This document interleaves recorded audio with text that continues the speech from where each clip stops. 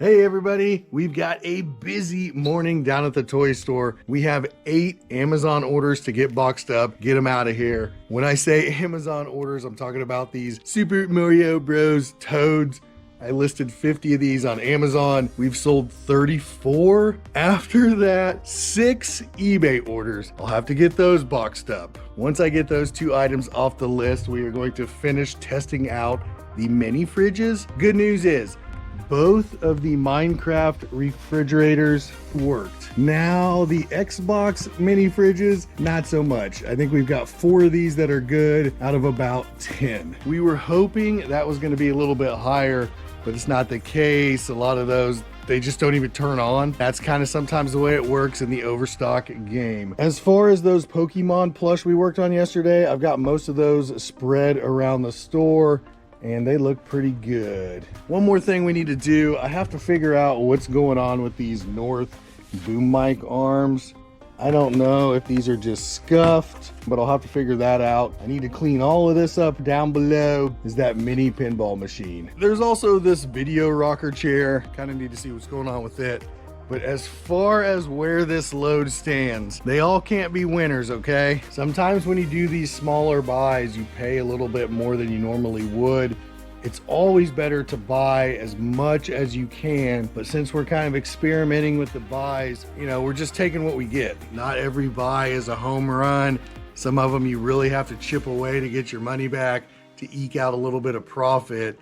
And it's always better to buy in bulk. I'm not talking 2 pallets or 4 pallets. I'm talking half a truckload. It is always better to buy as much as you can at a time. We know this, but we are trying to experiment with different types of buys just to kind of see what we get. Does that mean we like losing money? No, but we have to try new things to kind of see where our groove's at. We want the best fit for the toy store, so that means we got to try everything out. We're gonna jump into that stuff, and hopefully we can get to some of the Amazon returns. We've got boxes and boxes of returns we need to get through, get them out on the shelf, get them on eBay. You can't make money if you're not selling toys. I've got the Amazon orders, I've got the eBay orders boxed up, ready to ship, and it took a lot longer than I thought it was going to. 14 boxes. I'm gonna get the Amazon orders to CVS. That's where the UPS access point is. And the USPS orders I'll throw in my trunk. One thing I'm having to do with anything that's bad, anything I have to throw away, I have to pretty much decimate it because we've got dumpster divers in the area. They've been pulling out anything we throw away. A lot of the stuff we've been trashing, they've been pulling out of the dumpsters, looking through it, leaving it by the dumpster. The only way I know to try to deter them is to make sure anything that we are tossing, not functional, can't use it, and maybe they'll quit jumping in there and looking through what we throw away. I never thought that would be an issue, but it is. The thing I've noticed with the ones that are bad, the fans must quit and the heat sink will actually melt this part of the fridge here. This one doesn't have it. It doesn't mean it's good, so we're gonna plug it in and we will see. Drum roll, please. Oh, I hear the fan. It sounds kind of weak though. Lights work. We'll let it run for a little bit. Let's check out the insides. Hopefully nothing crazy. And it's got the power cord. The shelves are already in there. We'll let it run for a little bit and see if it works. While we got this one running, back to the whole dumpster diving deal. So what I've been doing, anything I throw away, I've been just decimating it. I've made it so it's not workable. You can't even try it out. And the stuff we throw away, we can't make any money on anyway. I'm not worried about resellers or anything like that. The toys we toss are no good. You can't use them. It's gonna come back on us though, I already feel it. With these mini fridges, I don't want people to dig these out of there and leave them on the ground back there. So I'm gonna take the screws out of this door, and there's some cables right here, I'm gonna cut them. That way if they start digging through, they can see these are no good. We are down to the last fridge. This one looks like it's bagged up pretty good. Last one. No whammy, no whammy, no whammy. Think we have a winner.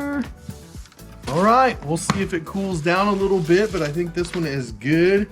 It's even got the manual still. It was in its plastic and the box looked okay. If this one works, that will be 5 Xbox Series X replica mini fridges that work.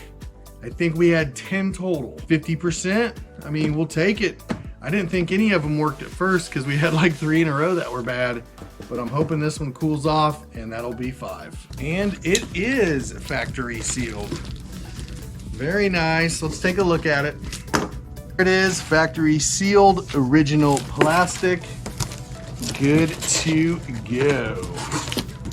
We are all done testing the mini fridges. Got 5 good Xbox X Series replica mini fridges. I threw 5 away.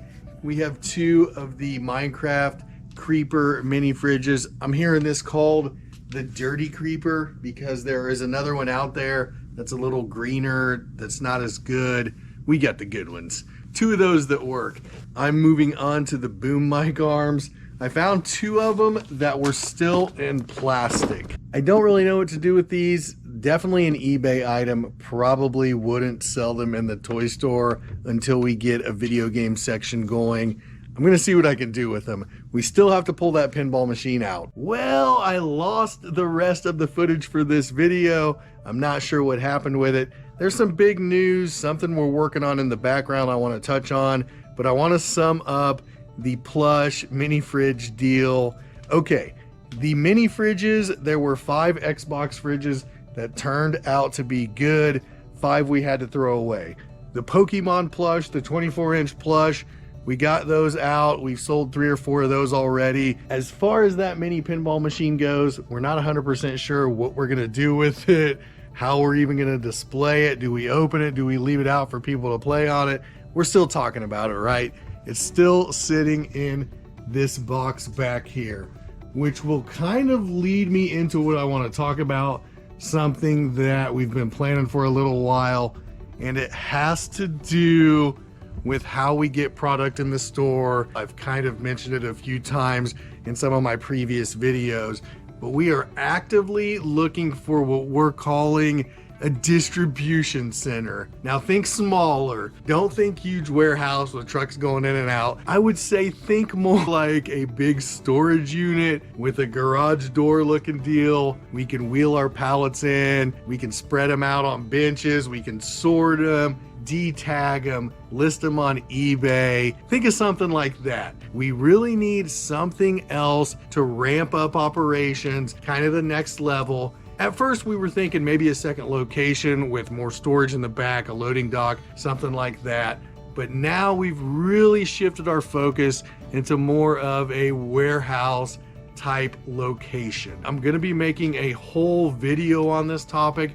I don't want to dive too deep into it tonight, but that is going to be the next big step for the toy store. Food for thought, and there is a lot more to talk about on that subject. But I want to wrap this video up. Tomorrow we're going to try and jump into these Amazon returns, get that corner cleared out because we are eyeing another toy buy. The shelves are getting a little bit thin, not necessarily right there, but it's time for another Target toy buy, a regular buy, maybe a half a truckload, whatever we can get our hands on. Anyway, I'm gonna wrap the video up. Let's think about the future. Let's think about what's next, okay? And until next time, I will see you later. Peace.